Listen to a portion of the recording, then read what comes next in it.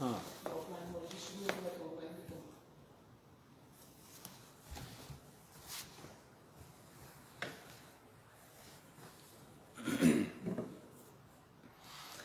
Namaste, Kuzizam Pula, very good afternoon to each one of you. A very warm welcome on this music online session. Being a theory class today, we'll be learning a very quick, very important lessons about Indian classical music. I hope I am audible and visible. Kindly let me know.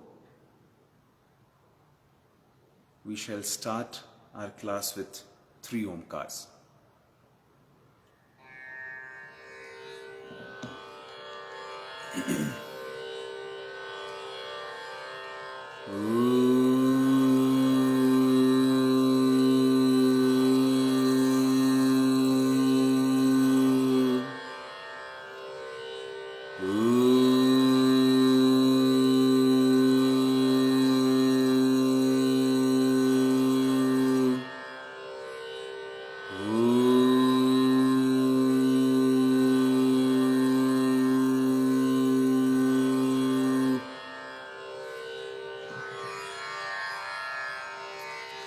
So I'm also reading your comments.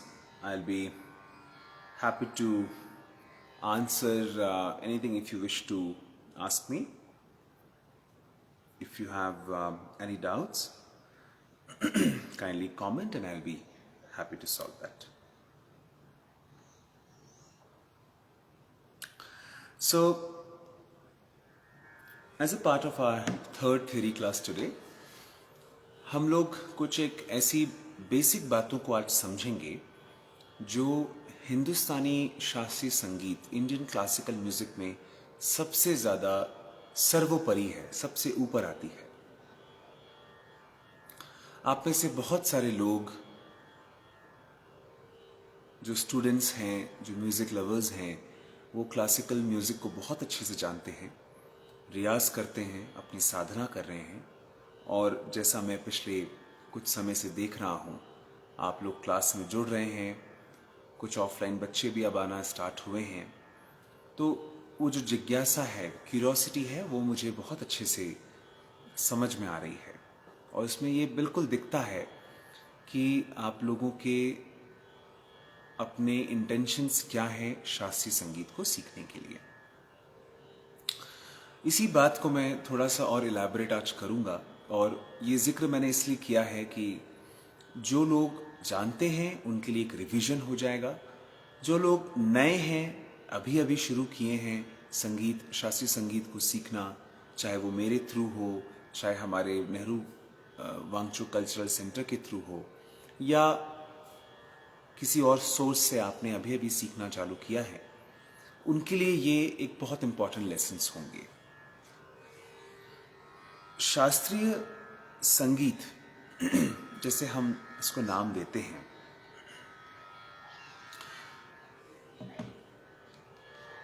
इसका सबसे सीधा सरल इसकी जो definition है वो ये है, शास्त्र में बंधा हुआ संगीत शास्त्रीय संगीत है।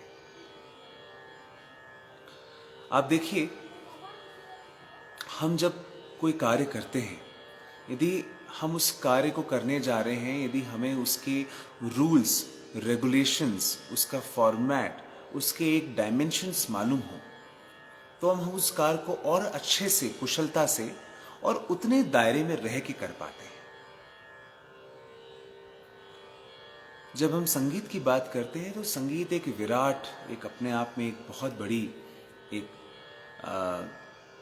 मैं बोल सकता हूँ ऐसी संस्कृति है जो अथाह है, जिसका कोई एंड नहीं है।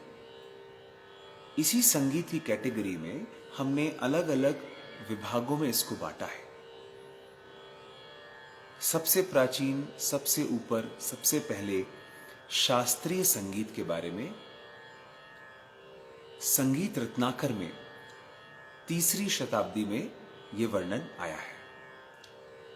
संगीत रत्नाकर एक बहुत ही पुराना मुनि शारंग देव जी द्वारा लिखित कृत एक किताब है, पुस्तक है, जिसमें ये सारे वर्णन आए हैं। तो सबसे पहले शास्त्रीय संगीत का वर्णन यदि किसी हमारी एंशिएंट हिस्ट्री में हमें दिखता है तो वो है संगीत रत्नाकर, 3री शताब्दी का। इस किताब के द्वारा यदि हम समझें कि शास्त्रीय संगीत क्या है, तो जैसे मैंने आपको बताया कि शास्त्र से निबद्ध, शास्त्र से बना हुआ, शास्त्र के कोई भी चीज बाहर नहीं गया है, ऐसा लिखा चरित्र या गाया बजाया हुआ संगीत शास्त्रीय संगीत है। अब शास्त्रीय संगीत के बाद भी जो कैटेगरीज आती हैं वो भी बड़ी रोचक है। जैसे जैसे समय हमारी ये बोल सकते हैं कि सेंचुरीज में बढ़ता चला गया, 3rd century, 5th century, 7th century, 10th century, आज हम इतने बड़े एक सदी में है, 21वीं सदी की आज हम बात करते हैं। तो ये जो इवोल्यूशन हुआ है 3rd सेंचुरी से 21st सेंचुरी तक, इसमें ये जो संगीत के प्रकार हैं ये बढ़ते चले गए हैं और कैटेगरीज बहुत सारी बनती चली गई हैं। तो जो सबसे पहला चीज आज मैंने आपको शुरू किया है वो है शास्त्रीय संगीत क्या है।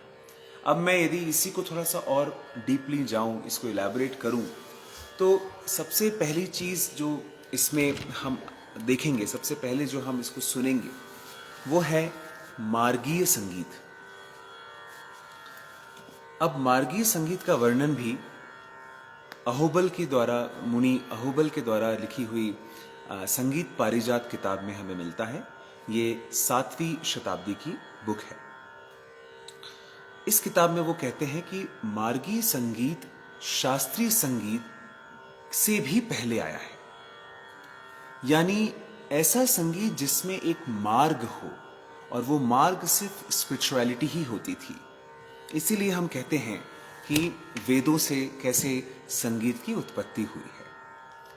और वेदों में भी सिर्फ 4 वेद नहीं, मेनली देखा जाए तो साम वेद में 90% हमारा जो शास्त्रीय संगीत है या जो संगीत है उसके बारे में वर्णन आता है।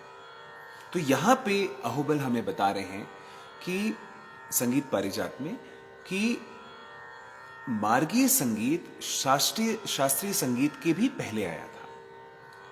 और उसका कारण बड़ा सिंपल है, बहुत सीधा है समझने के लिए। जब हम सिर्फ उपासना के माध्यम से, हमारा इंटेंशन सिर्फ स्पिरिचुअलिटी हो, हमारा जो एक ध्येय है उस कार्य को करने का, यदि वो ईश्वरी उपासना है, तो ऐसे में हमारे सामने जो शास्त्र आता है वो एक ही होता है कि भक्ति होनी चाहिए, भाव होना चाहिए।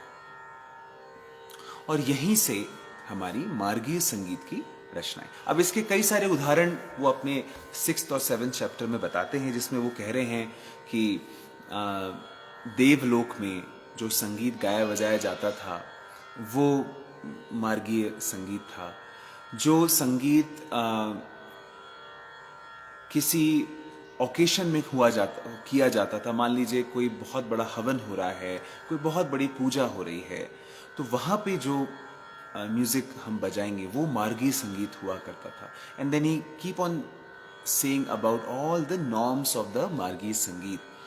उसमें इंस्ट्रूमेंट्स कौन से यूज होते थे, उसमें क्या, अच्छा इंस्ट्रूमेंट भी एक ऐसा पार्ट है कि हमेशा मुझसे ये स्टूडेंट्स पूछते हैं कि सर सबसे पुराना इंस्ट्रूमेंट्स कौन से हैं, सबसे पहले इंस्ट्रूमेंट्स कौन से आए।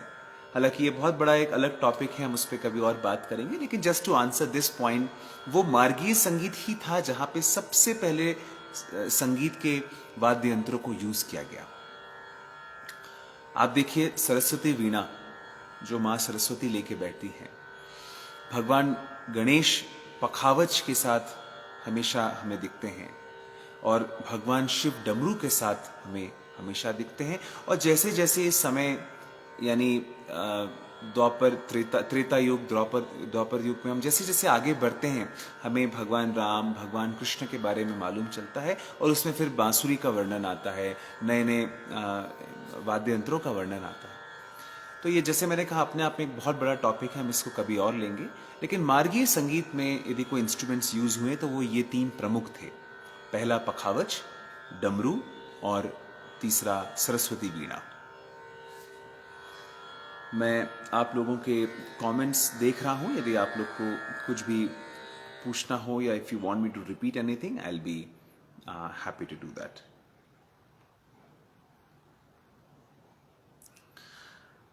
तो हम कंटिन्यू करते हैं आगे। हमारे मार्गी संगीत के बाद तीसरी शताब्दी में, जैसे मैंने आपको कहा, संगीत रत्नाकर में इसका वर्णन आता है कि शास्त्रीय संगीत की उत्पत्ति हुई।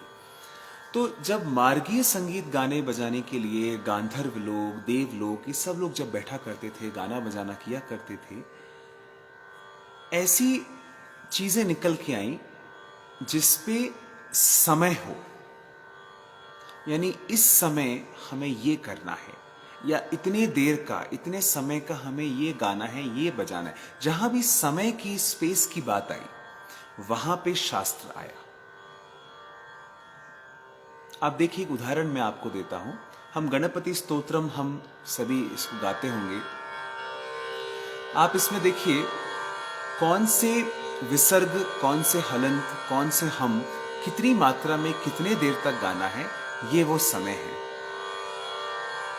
तो मैं उदाहरण के लिए आपको गा के दिखाता हूं।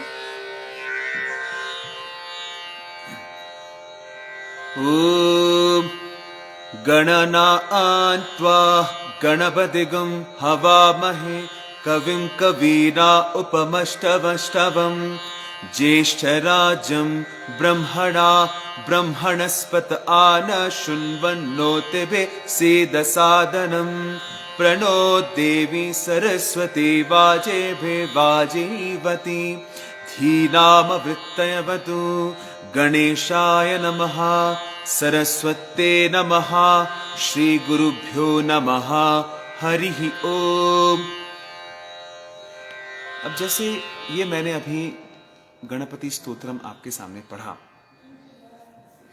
इसमें आप देखेंगे कि जो स्पेस था, यानी जो स्वर मैंने यूज किए, वो उतने सर्टेन दूरी के लिए थे।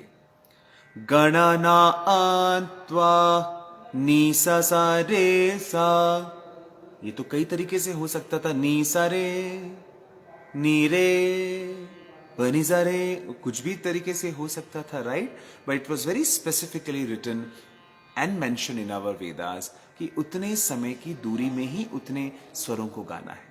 और जैसे ही ये समय का बात आई, वहां पे शास्त्र बना और यहीं से शास्त्रीय संगीत की उत्पत्ति हुई।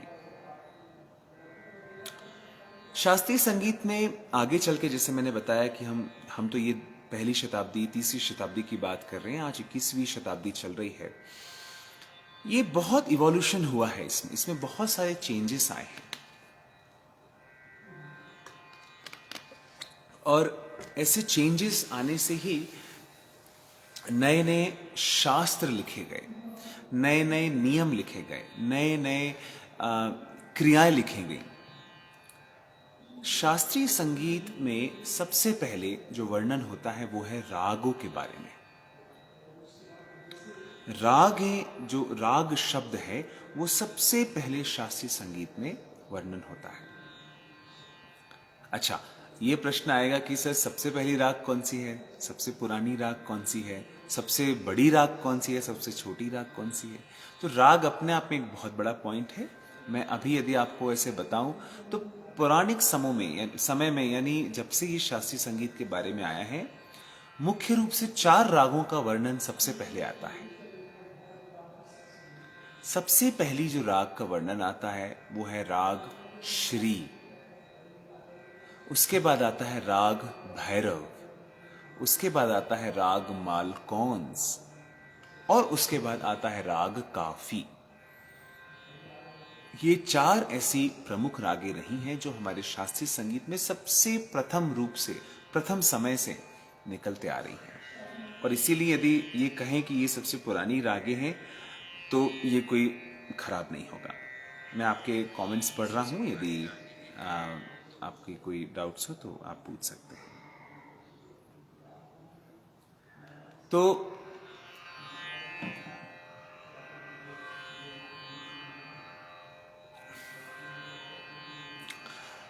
एक शास्त्रीय संगीत में जो मैंने कहा कि रागों का वर्णन होता है, अब दूसरा जो एक सबसे बड़ी बात हमारे शास्त्रीय संगीत में आती है वो है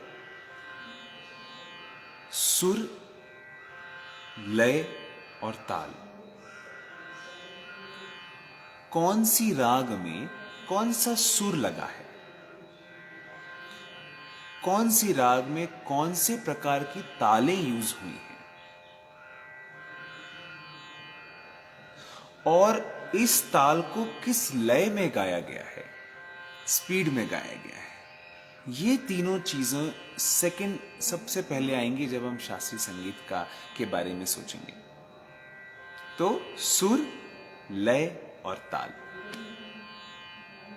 अच्छा, एक और बड़ी विशेष इसमें बात आती है, जब हम सुर की बात करते हैं तो यहीं से सबसे पहले शास्त्र में लिखना चालू हुआ कि ये 7 प्रमुख स्वर हैं। ये ही 7 स्वरों के आधार पे दुनिया की कोई भी रागें बनेंगी।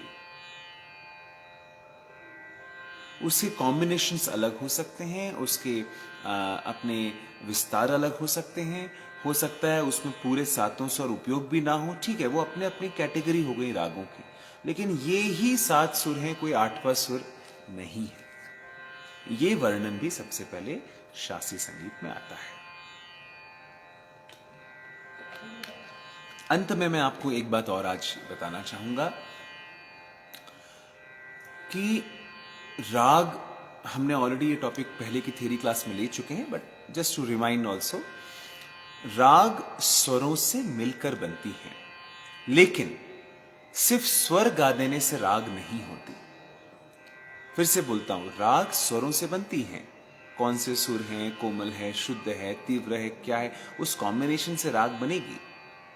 लेकिन सिर्फ स्वर के आधार पर राग नहीं होता, उन स्वरों को कैसे गाया जा रहा है, कैसे बजाया जा रहा है, क्या उसमें दूसरे स्वरों की छाया है, क्या वो आंदोलित है, क्या वो मींड प्रधान है, क्या वो वादी है, यानी सबसे ज्यादा गाया जा, इन चीजों के आधार पे रागें डेवलप होती हैं, रागों का निर्माण होता है। तो इसलिए जब भी हम मान लीजिए 7 सुरों का राग कोई भी ले लीजिए, यमन हो, भैरव हो, कोई भी राग ले लीजिए, हम जब उस भैरव के 7 सुर गा रहे हैं, सारे ग म प ध नि सा, इसका मतलब ये नहीं है कि यही 7 सुर किसी और राग में उपयोग नहीं हो रहे हों। बिल्कुल हो रहे होंगे, 5 और रागें होंगी ऐसी जिसमें वही सुर उपयोग हो रहे होंगे। तो फिर प्रश्न आता है कि जब 5 में एक ही सुर है तो फिर राग कैसे अलग हो गई?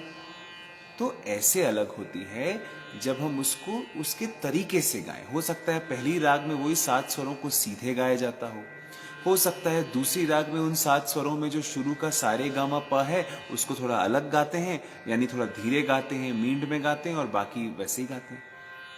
तो ये जो सारे कॉम्बिनेशन है, हो सकता है तीसरी राग में वही 7 स्वर हो, लेकिन रे और ध की जगह हम ज्यादा आंदोलित मध्यम और पंचम में दे रहे हैं।